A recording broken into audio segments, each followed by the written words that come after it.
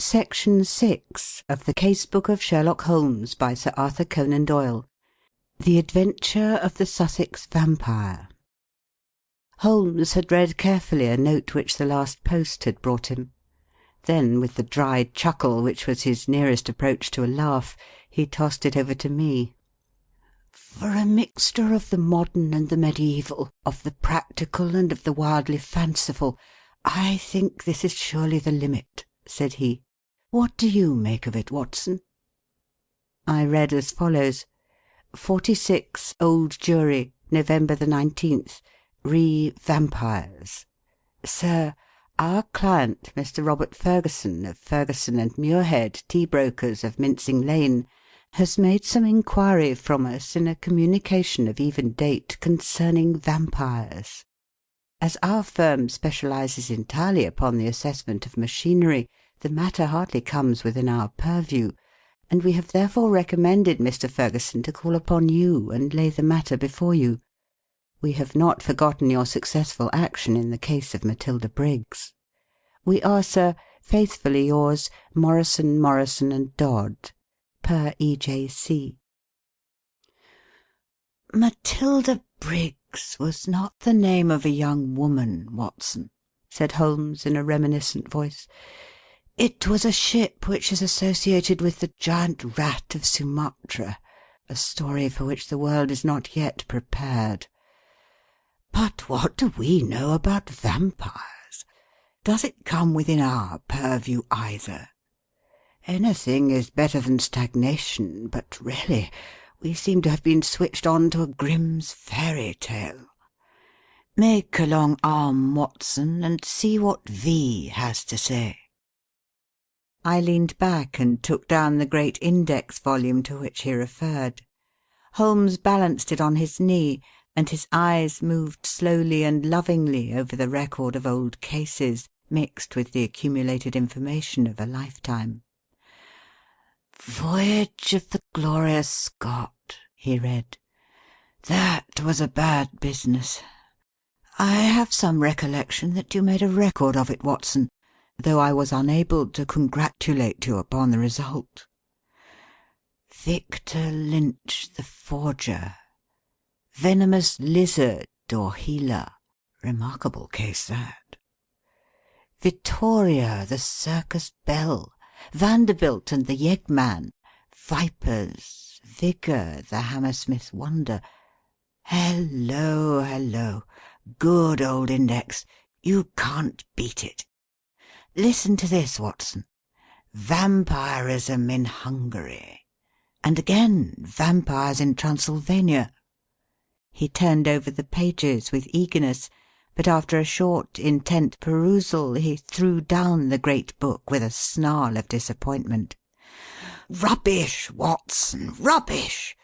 What have we to do with walking corpses who can only be held in their grave by stakes driven through their hearts? It's pure lunacy." "But surely," said I, "the vampire was not necessarily a dead man. A living person might have the habit. I have read, for example, of the old sucking the blood of the young in order to retain their youth." "You are right, Watson. It mentions the legend in one of these references. But are we to give serious attention to such things? This agency stands flat-footed upon the ground, and there it must remain. The world is big enough for us. No ghosts need apply. Possibly this note may be from him, and may throw some light upon what is worrying him." He took up a second letter, which had lain unnoticed upon the table while he had been absorbed with the first. This he began to read with a smile of amusement upon his face, which gradually faded away into an expression of intense interest and concentration. When he had finished, he sat for some little time lost in thought, with the letter dangling from his fingers. Finally, with a start, he aroused himself from his reverie. "Cheeseman's Lamberley. Where is Lamberley, Watson?" "It is in Sussex, south of Horsham." "Not very far, eh? And Cheeseman's?" I know that country, Holmes. It is full of old houses which are named after the men who built them centuries ago. You get Audleys and Harveys and Carritons. The folk are forgotten, but their names live in their houses." "Precisely," said Holmes coldly. It was one of the peculiarities of his proud, self-contained nature that, though he docketed any fresh information very quietly and accurately in his brain, he seldom made any acknowledgment to the giver. "I rather fancy we shall know a good deal more about Cheeseman's Lamberley before we are through. The letter is, as I had hoped, from Robert Ferguson. By the way, he claims acquaintance with you." "With me?" "You had better read it." He handed the letter across. It was headed with the address quoted. "Dear Mr. Holmes," it said, "I have been recommended to you by my lawyers, but indeed the matter is so extraordinarily delicate that it is most difficult to discuss. It concerns a friend for whom I am acting. This gentleman married some 5 years ago a Peruvian lady, the daughter of a Peruvian merchant, whom he had met in connection with the importation of nitrates. The lady was very beautiful, but the fact of her foreign birth and of her alien religion always caused a separation of interests and of feelings between husband and wife, so that after a time his love may have cooled towards her, and he may have come to regard their union as a mistake. He felt there were sides of her character which he could never explore or understand. This was the more painful as she was as loving a wife as a man could have, to all appearance absolutely devoted. Now for the point which I will make more plain when we meet. Indeed, this note is merely to give you a general idea of the situation, and to ascertain whether you would care to interest yourself in the matter. The lady began to show some curious traits, quite alien to her ordinarily sweet and gentle disposition. The gentleman had been married twice, and he had one son by the first wife. This boy was now 15, a very charming and affectionate youth, though unhappily injured through an accident in childhood. Twice the wife was caught in the act of assaulting this poor lad in the most unprovoked way. Once she struck him with a stick and left a great weal on his arm. This was a small matter, however, compared with her conduct to her own child, a dear boy just under 1 year of age. On one occasion about a month ago, this child had been left by its nurse for a few minutes. A loud cry from the baby, as of pain, called the nurse back. As she ran into the room, she saw her employer, the lady, leaning over the baby and apparently biting his neck. There was a small wound in the neck, from which a stream of blood had escaped. The nurse was so horrified that she wished to call the husband, but the lady implored her not to do so, and actually gave her £5 as a price for her silence. No explanation was ever given, and for the moment the matter was passed over. It left, however, a terrible impression upon the nurse's mind, and from that time she began to watch her mistress closely, and to keep a closer guard upon the baby, whom she tenderly loved. It seemed to her that even as she watched the mother, so the mother watched her, and that every time she was compelled to leave the baby alone, the mother was waiting to get at it. Day and night the nurse covered the child, and day and night the silent, watchful mother seemed to be lying in wait as a wolf waits for a lamb. It must read most incredible to you, and yet I beg you to take it seriously, for a child's life and a man's sanity may depend upon it. At last there came one dreadful day when the facts could no longer be concealed from the husband. The nurse's nerve had given way, she could stand the strain no longer, and she made a clean breast of it all to the man. To him it seemed as wild a tale as it may now seem to you. He knew his wife to be a loving wife, and, save for the assaults upon her stepson, a loving mother. Why, then, should she wound her own dear little baby? He told the nurse that she was dreaming, that her suspicions were those of a lunatic, and that such libels upon her mistress were not to be tolerated. While they were talking, a sudden cry of pain was heard. Nurse and master rushed together to the nursery. Imagine his feelings, Mr. Holmes, as he saw his wife rise from a kneeling position beside the cot, and saw blood upon the child's exposed neck and upon the sheet. With a cry of horror, he turned his wife's face to the light, and saw blood all round her lips. It was she beyond all question, who had drunk the poor baby's blood. So the matter stands. She is now confined to her room. There has been no explanation. The husband is half demented. He knows, and I know, little of vampirism beyond the name. We had thought it was some wild tale of foreign parts. And yet here, in the very heart of the English Sussex— well, all this can be discussed with you in the morning. Will you see me? Will you use your great powers in aiding a distracted man? If so, kindly wire to Ferguson, Cheeseman's, Lamberley, and I will be at your rooms by 10 o'clock. Yours faithfully, Robert Ferguson. P.S. I believe your friend Watson played rugby for Blackheath when I was 3/4 for Richmond. It is the only personal introduction which I can give. Of course I remembered him, said I, as I laid down the letter. Big Bob Ferguson, the finest 3/4 Richmond ever had.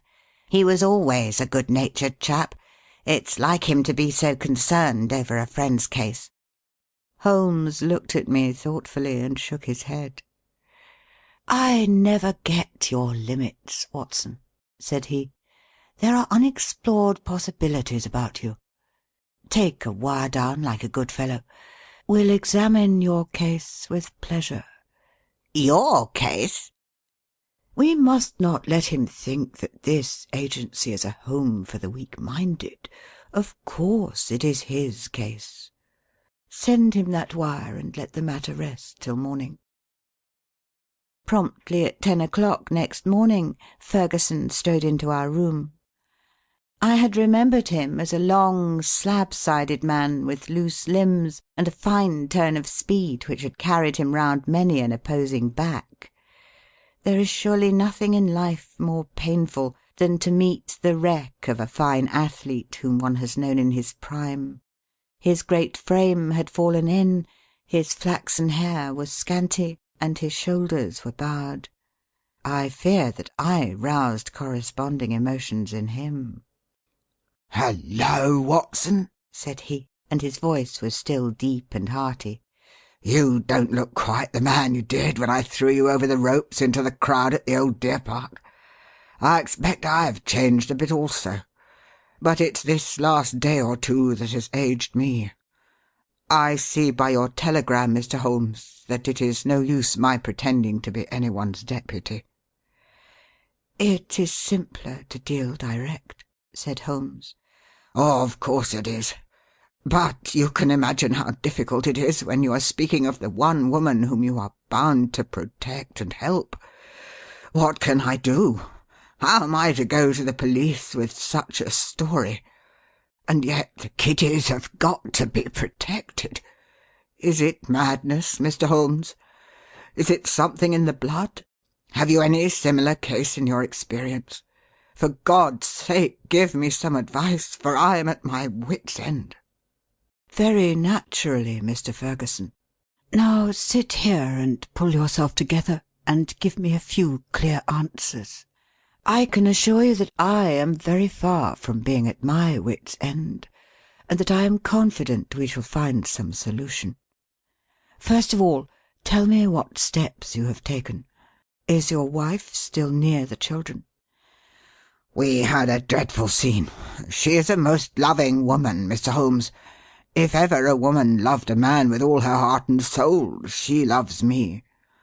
She was cut to the heart that I should have discovered this horrible, this incredible secret. She would not even speak. She gave no answer to my reproaches save to gaze at me with a sort of wild, despairing look in her eyes. Then she rushed to her room and locked herself in.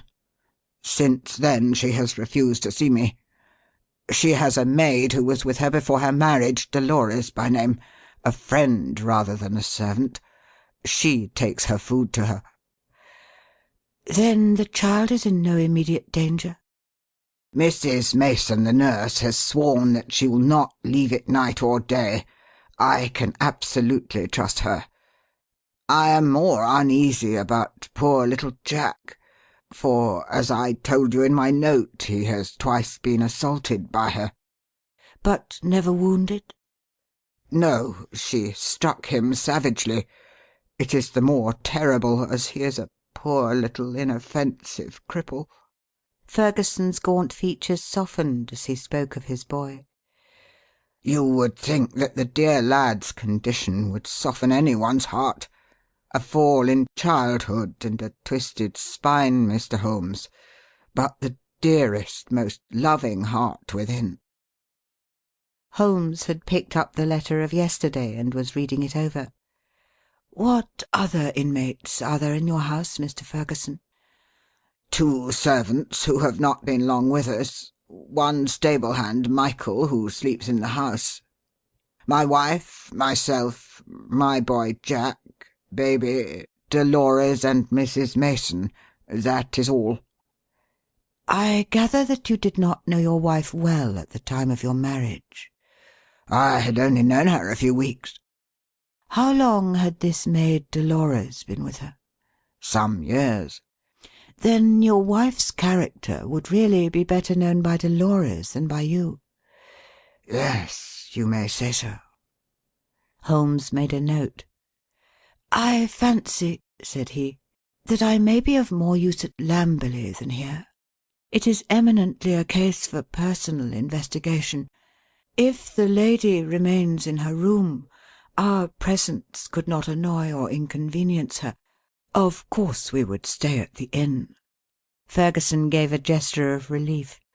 "It is what I hoped, Mr. Holmes. There is an excellent train at 2 o'clock from Victoria, if you could come." "Of course we could come.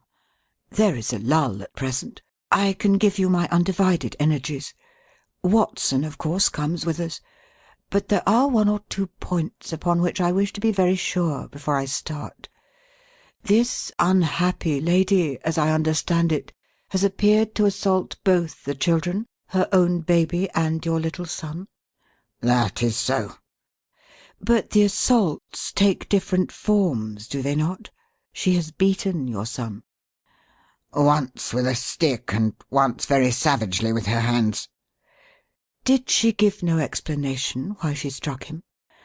"None, save that she hated him. Again and again she said so."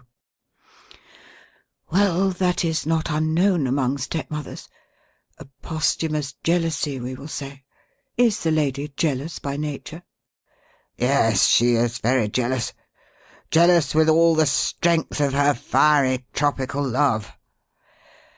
"But the boy, he is 15, I understand, and probably very developed in mind, since his body has been circumscribed in action. Did he give you no explanation of these assaults?" "No, he declared there was no reason." "Were they good friends at other times?" "No, there was never any love between them." "Yet you say he is affectionate." "Never in the world could there be so devoted a son. My life is his life. He is absorbed in what I say or do." Once again Holmes made a note. For some time he sat lost in thought. "No doubt you and the boy were great comrades before this second marriage. You were thrown very close together, were you not?" "Very much so." "And the boy, having so affectionate a nature, was devoted, no doubt, to the memory of his mother?" "Most devoted." He would certainly seem to be a most interesting lad. There is one other point about these assaults. Were the strange attacks upon the baby and the assaults upon your son at the same period?" "In the first case it was so. It was as if some frenzy had seized her, and she had vented her rage upon both. In the second case it was only Jack who suffered. Mrs. Mason had no complaint to make about the baby." "That certainly complicates matters." "I don't quite follow you, Mr. Holmes." "Possibly not. One forms provisional theories and waits for time or fuller knowledge to explode them. A bad habit, Mr. Ferguson, but human nature is weak. I fear that your old friend here has given an exaggerated view of my scientific methods. However, I will only say at the present stage that your problem does not appear to me to be insoluble, and that you may expect to find us at Victoria at 2:00. It was evening of a dull, foggy November day when, having left our bags at the Chequers, Lamberley, we drove through the Sussex clay of a long winding lane and finally reached the isolated and ancient farmhouse in which Ferguson dwelt. It was a large straggling building, very old in the centre, very new at the wings, with towering Tudor chimneys and a lichen-spotted high-pitched roof of Horsham slabs. The doorsteps were worn into curves, and the ancient tiles which lined the porch were marked with the rebus of a cheese and a man, after the original builder. Within, the ceilings were corrugated with heavy oaken beams, and the uneven floors sagged into sharp curves. An odour of age and decay pervaded the whole crumbling building. There was one very large central room into which Ferguson led us. Here, in a huge, old-fashioned fireplace with an iron screen behind it dated 1670, there blazed and spluttered a splendid log fire. The room, as I gazed round, was a most singular mixture of dates and of places. The half-panelled walls may well have belonged to the original yeoman farmer of the 17th century. They were ornamented, however, on the lower part by a line of well-chosen modern water-colours, while above, where yellow plaster took the place of oak, there was hung a fine collection of South American utensils and weapons, which had been brought, no doubt, by the Peruvian lady upstairs. Holmes rose, with that quick curiosity which sprang from his eager mind, and examined them with some care. He returned with his eyes full of thought. "Hello!" he cried. "Hello!" A spaniel had lain in a basket in the corner. It came slowly forward towards its master, walking with difficulty. Its hind legs moved irregularly, and its tail was on the ground. It licked Ferguson's hand. "What is it, Mr. Holmes?" "The dog. What's the matter with it?" "That's what puzzled the vet. A sort of paralysis. Spinal meningitis, he thought. But it is passing. He'll be all right soon, won't you, Carlo?" A shiver of assent passed through the drooping tail. The dog's mournful eyes passed from one of us to the other. He knew that we were discussing his case. "Did it come on suddenly?" "In a single night." "How long ago?" "It may have been 4 months ago." "Very remarkable. Very suggestive." "What do you see in it, Mr. Holmes?" "A confirmation of what I had already thought." "For God's sake, what do you think, Mr. Holmes? It may be a mere intellectual puzzle to you, but it is life and death to me. My wife a would-be murderer, my child in constant danger. Don't play with me, Mr. Holmes. It is too terribly serious." The big Rugby 3/4 was trembling all over. Holmes put his hand soothingly upon his arm. "I fear that there is pain for you, Mr. Ferguson, whatever the solution may be," said he. "I would spare you all I can. I cannot say more for the instant, but before I leave this house I hope I may have something definite." "Please God, you may." If you will excuse me, gentlemen, I will go up to my wife's room and see if there has been any change." He was away some minutes, during which Holmes resumed his examination of the curiosities upon the wall. When our host returned, it was clear from his downcast face that he had made no progress. He brought with him a tall, slim, brown-faced girl. "The tea is ready, Dolores," said Ferguson. "See that your mistress has everything she can wish." "She very ill," cried the girl, looking with indignant eyes at her master. "She no ask for food. She very ill. She need doctor. I frightened stay alone with her without doctor." Ferguson looked at me with a question in his eyes. "I should be so glad if I could be of use." "Would your mistress see Dr. Watson?" "I take him. I no ask leave. She needs doctor." "Then I'll come with you at once." I followed the girl, who was quivering with strong emotion, up the staircase and down an ancient corridor. At the end was an iron-clamped and massive door. It struck me as I looked at it that if Ferguson tried to force his way to his wife, he would find it no easy matter. The girl drew a key from her pocket, and the heavy oaken planks creaked upon their old hinges. I passed in, and she swiftly followed, fastening the door behind her. On the bed a woman was lying who was clearly in a high fever. She was only half conscious, but as I entered she raised a pair of frightened but beautiful eyes and glared at me in apprehension. Seeing a stranger, she appeared to be relieved, and sank back with a sigh upon the pillow. I stepped up to her with a few reassuring words, and she lay still while I took her pulse and temperature. Both were high, and yet my impression was that the condition was rather that of mental and nervous excitement than of any actual seizure. "She lie like that 1 day, 2 day. I 'fraid she die," said the girl. The woman turned her flushed and handsome face towards me. "Where is my husband?" "He is below, and would wish to see you." "I will not see him. I will not see him." Then she seemed to wander off into delirium. "A fiend! A fiend! Oh, what shall I do with this devil?" "Can I help you in any way?" "No, no one can help. It is finished. All is destroyed. Do what I will, all is destroyed." The woman must have some strange delusion. I could not see honest Bob Ferguson in the character of fiend or devil. "Madam," I said, "your husband loves you dearly. He is deeply grieved at this happening." Again she turned on me those glorious eyes. "He loves me. Yes, but do I not love him?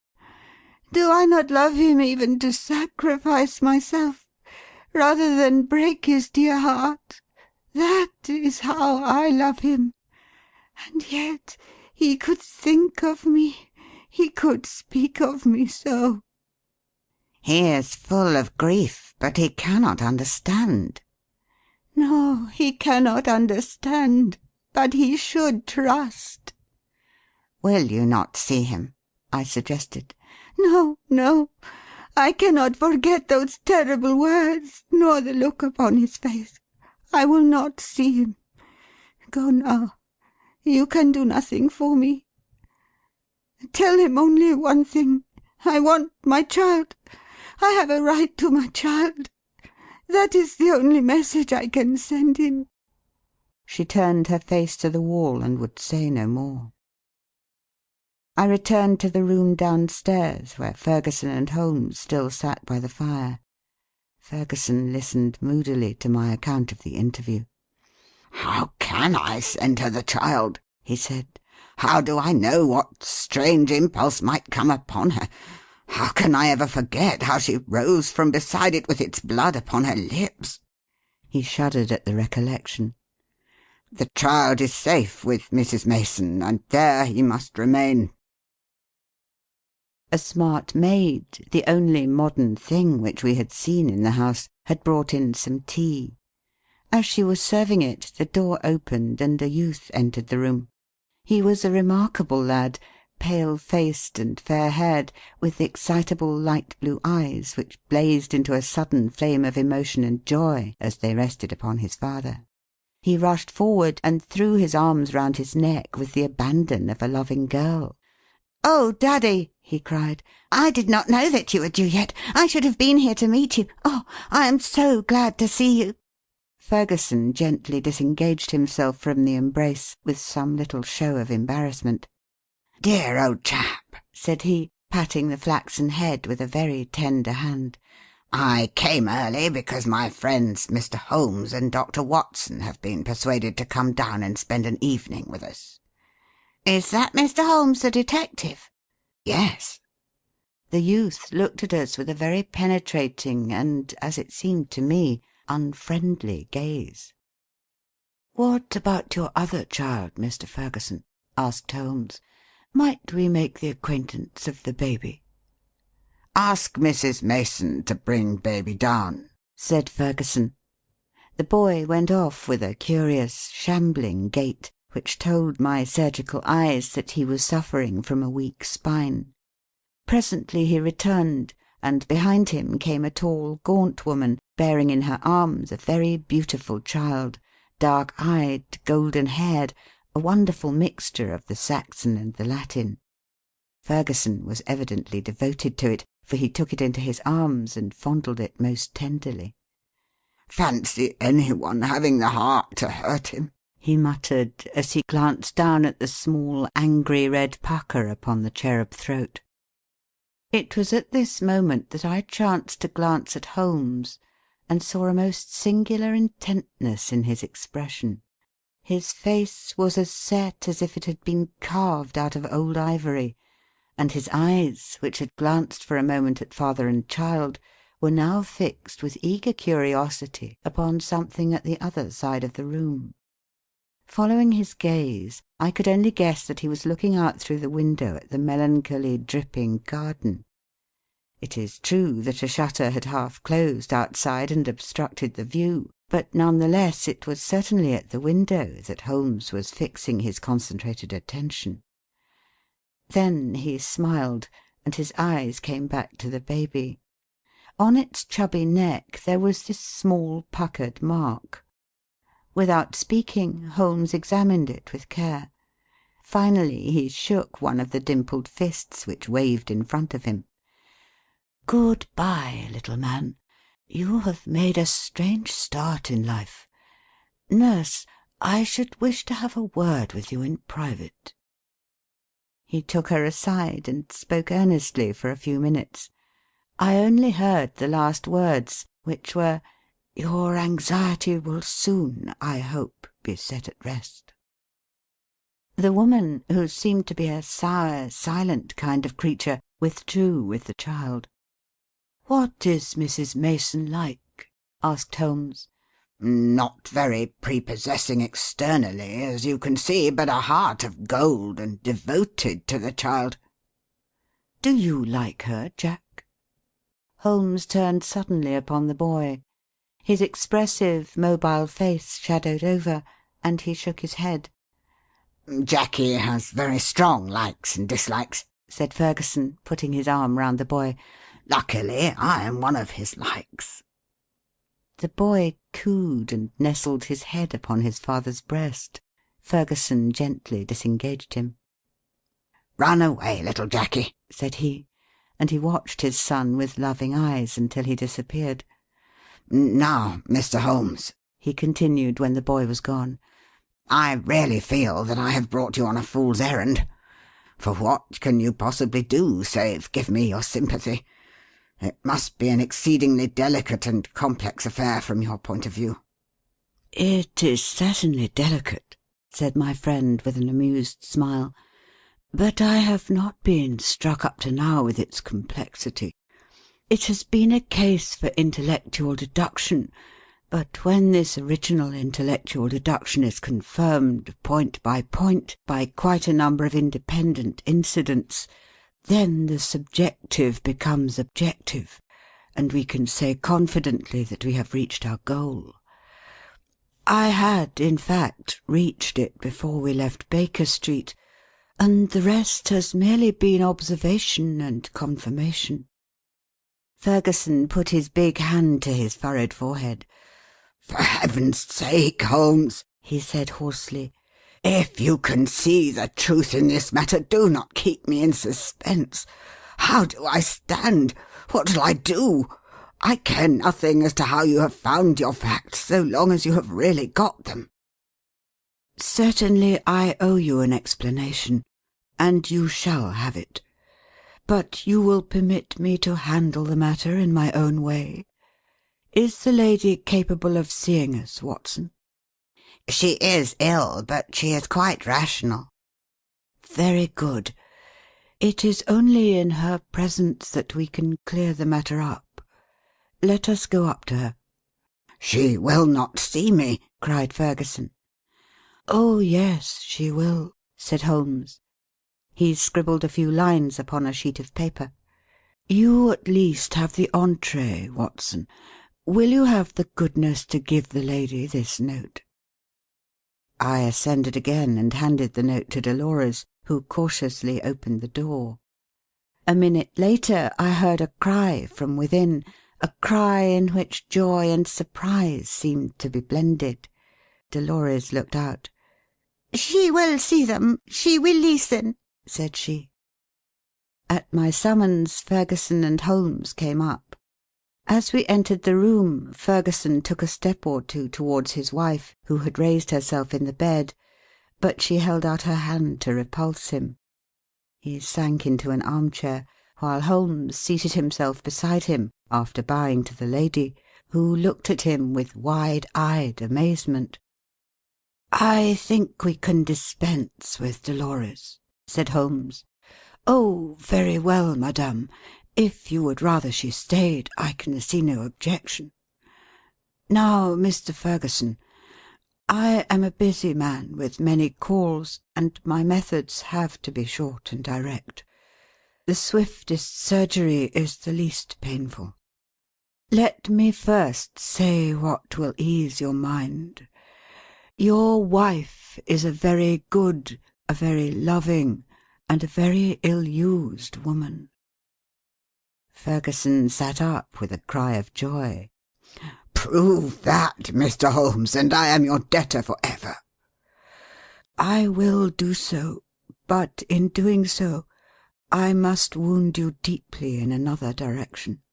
"I care nothing so long as you clear my wife. Everything on earth is insignificant compared to that." "Let me tell you, then, the train of reasoning which passed through my mind in Baker Street. The idea of a vampire was to me absurd. Such things do not happen in criminal practice in England. And yet your observation was precise. You had seen the lady rise from beside the child's cot, with the blood upon her lips." "I did." "Did it not occur to you that a bleeding wound may be sucked for some other purpose than to draw the blood from it? Was there not a queen in English history who sucked such a wound to draw poison from it?" "Poison?" "A South American household. My instinct felt the presence of those weapons upon the wall before my eyes ever saw them. It might have been other poison, but that was what occurred to me. When I saw that little empty quiver beside the small bird bow, it was just what I expected to see. If the child were pricked with one of those arrows dipped in curare or some other devilish drug, it would mean death if the venom were not sucked out. And the dog. If one were to use such a poison, would one not try it first in order to see that it had not lost its power? I did not foresee the dog, but at least I understand him, and he fitted into my reconstruction. Now do you understand? Your wife feared such an attack. She saw it made, and saved the child's life, and yet she shrank from telling you all the truth, for she knew how you loved the boy, and feared lest it break your heart." "Jackie!" "I watched him as you fondled the child just now. His face was clearly reflected in the glass of the window, where the shutter formed a background. I saw such jealousy, such cruel hatred, as I have seldom seen in a human face." "My Jackie!" "You have to face it, Mr. Ferguson. It is the more painful because it is a distorted love, a maniacal, exaggerated love for you, and possibly for his dead mother, which has prompted his action. His very soul is consumed with hatred for this splendid child, whose health and beauty are a contrast to his own weakness." "Good God! It is incredible!" "Have I spoken the truth, madame?" The lady was sobbing, with her face buried in the pillows. Now she turned to her husband. "How could I tell you, Bob? I felt the blow it would be to you. It was better that I should wait, and that it should come from some other lips than mine. When this gentleman, who seems to have powers of magic, wrote that he knew all, I was glad." "I think a year at sea would be my prescription for Master Jacky," said Holmes, rising from his chair. "Only one thing is still clouded, madame. We can quite understand your attacks upon Master Jacky. There is a limit to a mother's patience. But how did you dare to leave the child these last 2 days?" "I had told Mrs. Mason. She knew." "Exactly. So I imagined." Ferguson was standing by the bed, choking, his hands outstretched and quivering. "This, I fancy, is the time for our exit, Watson," said Holmes in a whisper. "If you will take one elbow of the two faithful Dolores, I will take the other. There now," he added as he closed the door behind him. "I think we may leave them to settle the rest among themselves." I have only one further note of this case. It is the letter which Holmes wrote in final answer to that with which the narrative begins. It ran thus: "Baker Street, November the 21st. Re Vampires.